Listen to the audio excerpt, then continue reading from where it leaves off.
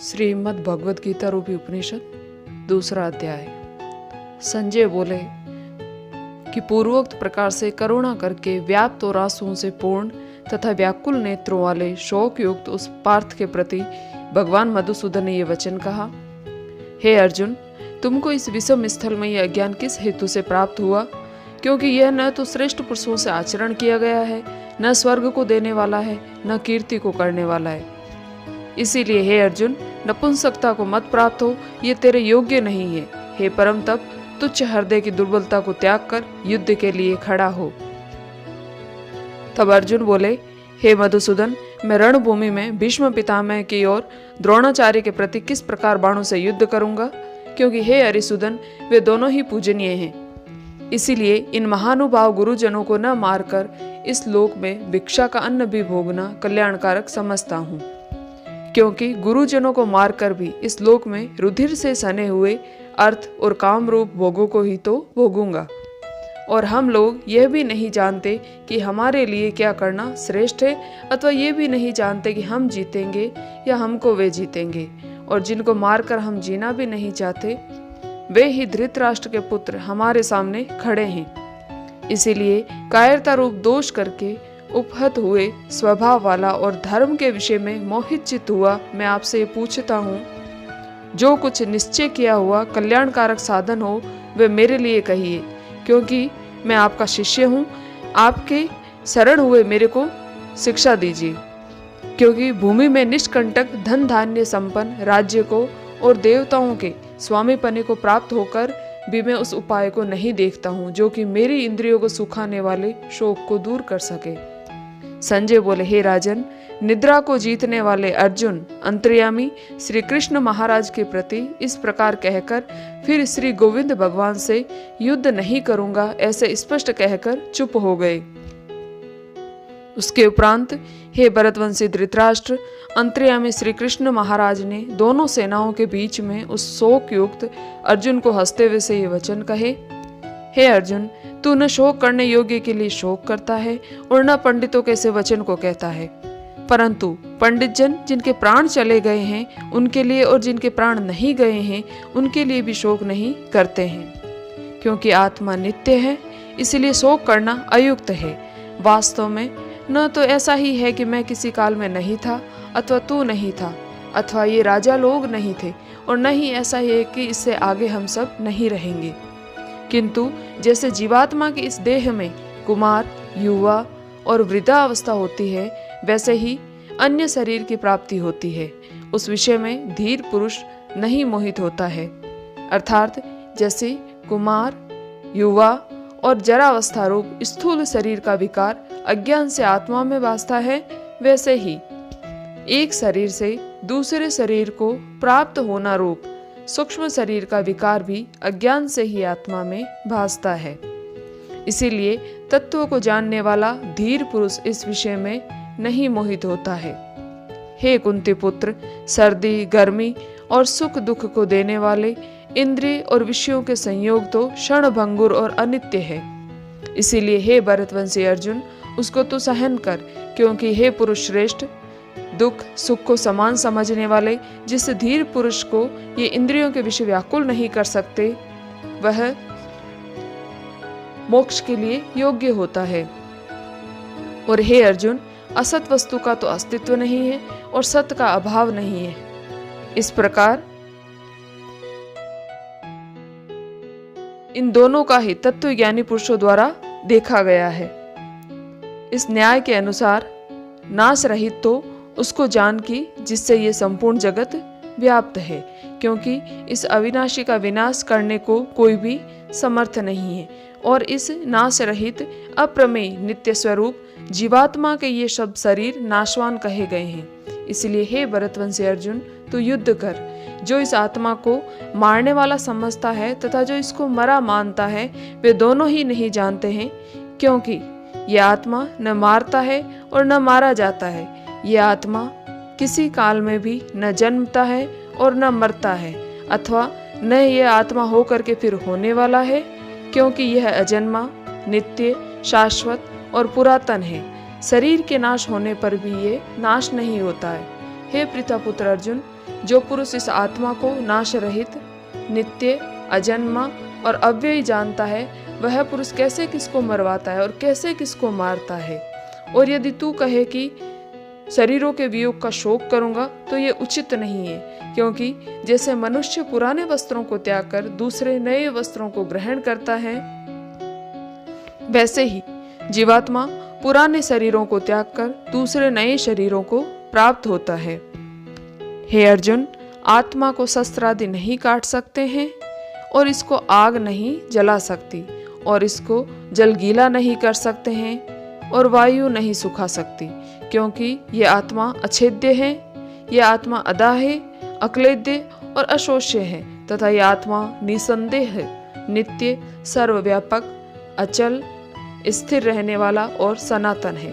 यह आत्मा अव्यक्त अर्थात इंद्रियों का अविषय, और यह आत्मा अचिंत्य अर्थात मन का अविषय, और यह आत्मा विकार रहित अर्थात न बदलने वाला कहा गया है।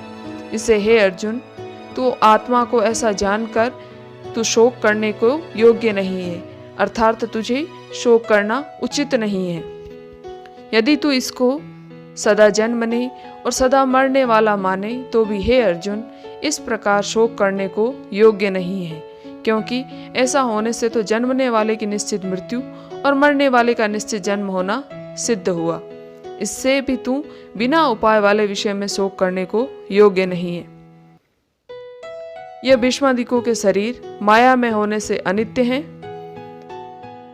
इससे शरीरों के लिए भी शोक करना उचित नहीं है, क्योंकि हे पार्थ, संपूर्ण प्राणी जन्म से पहले बिना शरीर वाले और मरने के बाद भी बिना शरीर वाले ही हैं। केवल बीच में ही शरीर वाले प्रतीत होते हैं। फिर उस विषय में क्या चिंता है? हे अर्जुन, यह आत्म तत्व बड़ा गहन है, इसलिए कोई महापुरुष इस आत्मा को आश्चर्य की जो देखता है, वैसे ही दूसरा कोई महापुरुष से आश्चर्य की जो इस तत्व को कहता है, और दूसरा कोई इस आत्मा को आश्चर्य की जो सुनता है, और कोई सुनकर भी आत्मा को नहीं जानता। हे पार्थ, यह आत्मा सबके शरीर में सदा ही अवध्य है, इसलिए संपूर्ण भूत प्राणियों के लिए तू शोक करने को योग्य नहीं है, और अपने धर्म को देखकर भी तू भय करने को योग्य नहीं है, क्योंकि धर्म युक्त युद्ध से बढ़कर दूसरा कोई कल्याणकारक कर्तव्य क्षत्रिय के लिए नहीं है। हे पार्थ, अपने आप प्राप्त हुए और खुले हुए स्वर्ग के द्वार रूप इस प्रकार के युद्ध को भाग्यवान क्षत्रिय लोग ही पाते हैं।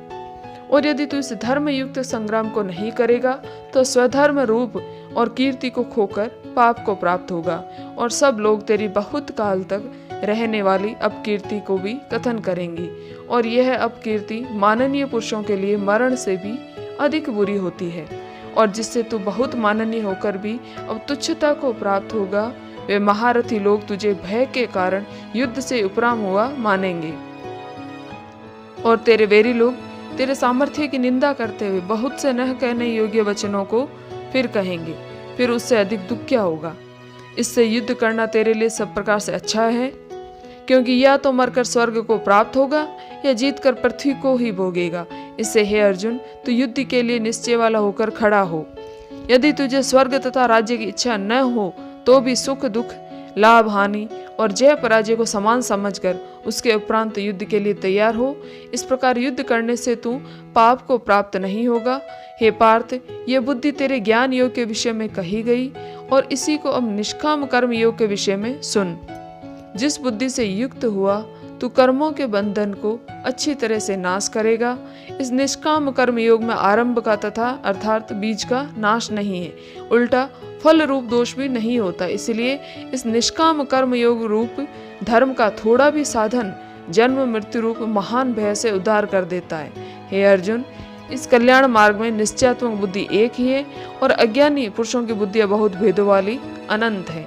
हे अर्जुन, जो सकामी पुरुष केवल फल श्रुति में प्रीति रखने वाले, स्वर्ग को ही परम श्रेष्ठ मानने वाले, इससे बढ़कर और कुछ नहीं ऐसे कहने वाले हैं, वे अविवेकी जन जन्म रूप कर्म फल को देने वाली और भोग तथा ऐश्वर्य की प्राप्ति के लिए बहुत सी क्रियाओं के विस्तार वाले इस प्रकार की जिस दिखाऊ शोभा युक्त वाणी को कहते हैं, उस वाणी द्वारा हरे वे चित्त वाले तथा भोग और ऐश्वर्य में आसक्ति वाले उन पुरुषों के अंतःकरण में निश्चयात्मक बुद्धि नहीं होती है।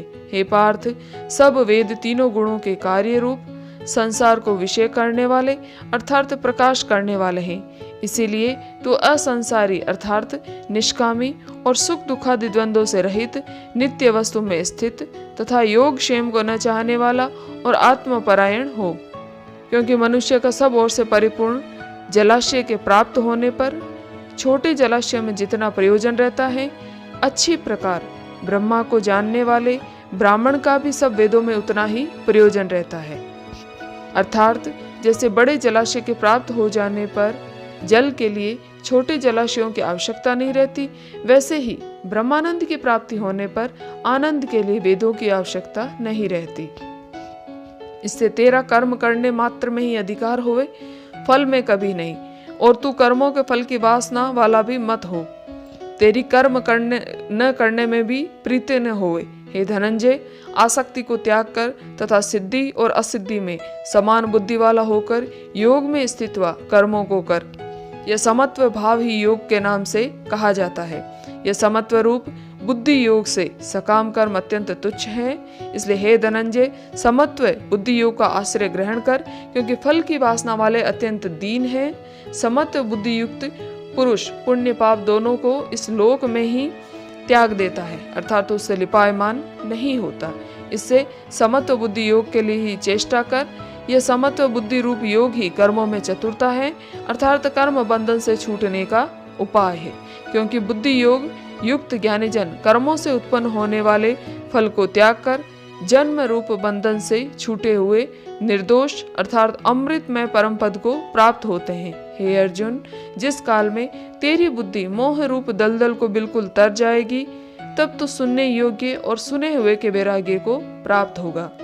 जब तेरी अनेक प्रकार के सिद्धांतों को सुनने से विचलित हुई बुद्धि परमात्मा के स्वरूप में अचल और स्थिर ठहर जाएगी, तब तो समत्व रूप योग को प्राप्त होगा। इस प्रकार भगवान के वचनों को सुनकर अर्जुन बोले, हे केशव, समाधि में स्थित स्थिर बुद्धि वाले पुरुष का क्या लक्षण है, और स्थिर बुद्धि पुरुष कैसे बोलता है, कैसे बैठता है और कैसे चलता है। उसके उपरांत श्री कृष्ण महाराज बोले, हे अर्जुन, जिस काल में ये पुरुष मन में स्थित संपूर्ण कामनाओं को त्याग देता है, उस काल में आत्मा से ही आत्मा में संतुष्ट व स्थिर बुद्धि वाला कहा जाता है।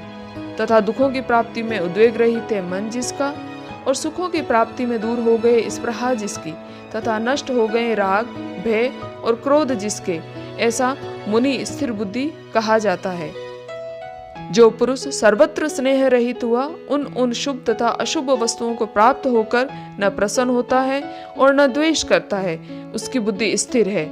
और कछुआ अपने अंगों को जैसे समेट लेता है, वैसे ही यह पुरुष जब सब ओर से अपने इंद्रियों के विषयों से समेट लेता है, तब उसकी बुद्धि स्थिर होती है। यद्यपि इंद्रियों के द्वारा विषयों को न ग्रहण करने वाले पुरुष के भी केवल विषय तो निवृत्त हो जाते हैं, परंतु राग नहीं निवृत्त होता, और उस पुरुष का तो राग भी परमात्मा को साक्षात करते हुए निवृत्त हो जाता है। हे पार्थ, जिससे कि यत्न करते हुए बुद्धिमान पुरुष को भी मन को यह प्रमथन स्वभाव वाली इंद्रियां बलात् हर लेती है।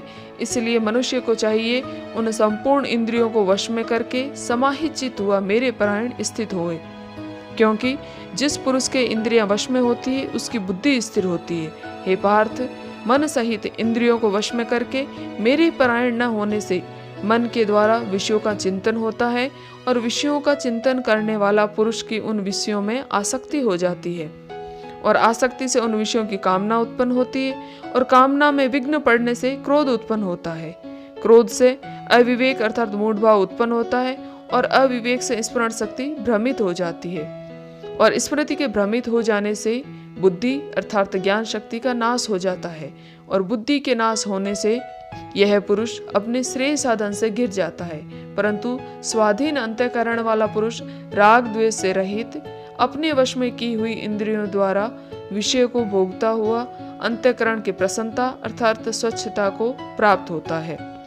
उस निर्मलता के होने पर इसके संपूर्ण दुखों का अभाव हो जाता है, और उस प्रसन्नचित्त वाले पुरुष की बुद्धि शीघ्र ही अच्छी प्रकार स्थिर हो जाती है। हे पार्थ, साधन रहित पुरुष के अंतःकरण में श्रेष्ठ बुद्धि नहीं होती है और इस अयुक्त के अंतःकरण में आस्तिक भाव भी नहीं होता है और बिना आसक्ति भाव वाले पुरुष को शांति भी नहीं होती। फिर शांति रहित पुरुष को सुख कैसे प्राप्त हो सकता है? क्योंकि जल में वायु नाव को जैसे हर लेता है, वैसे ही विषयों में विचरती हुई इंद्रियों के बीच में जिस इंद्रिय के साथ मन रहता है, वह एक ही इंद्रिय इस अयुक्त पुरुष की बुद्धि को हरण कर लेती है। इसे हे महाबाहो, जिस पुरुष की इंद्रियां सब प्रकार इंद्रियों के विषयों से वश में की हुई होती है, उसकी बुद्धि स्थिर होती है। और हे अर्जुन, संपूर्ण भूत प्राणियों के लिए जो रात्रि है, उस नित्य शुद्ध बोध स्वरूप परमानंद में भगवत को प्राप्त हुआ योगी पुरुष जागता है। और जिस नाशवान क्षण भंगुर सांसारिक सुख में सब भूत प्राणी जागते हैं, तत्व को जानने वाले मुनि के लिए वह रात्रि है। जैसे सब ओर से परिपूर्ण अचल प्रतिष्ठा वाले समुद्र के प्रति नाना नदियों के जल उसको चलायमान न करते हुए ही समा जाते हैं, वैसे ही जिस स्थिर बुद्धि पुरुष के प्रति संपूर्ण भोग किसी प्रकार का विकार उत्पन्न किए बिना ही समा जाते हैं, वह पुरुष परम शांति को प्राप्त होता है, न कि भोगों को चाहने वाला। क्योंकि जो पुरुष संपूर्ण कामनाओं को त्याग कर ममता रहित और अहंकार रहित स्पृहा रहित हुआ बरतता है, वह शांति को प्राप्त होता है। हे अर्जुन, यह ब्रह्मा को प्राप्त हुए पुरुष की स्थिति है। इसको प्राप्त होकर योगी कभी मोहित नहीं होता है और अंत काल में भी इस निष्ठा में स्थित होकर ब्रह्मानंद को प्राप्त हो जाता है। इति श्रीमद् भगवद गीता रूपी उपनिषद एवं ब्रह्म विद्या तथा योग शास्त्र विषयक श्री कृष्ण और पार्थ के संवाद में सांख्य योग नामक दूसरा अध्याय।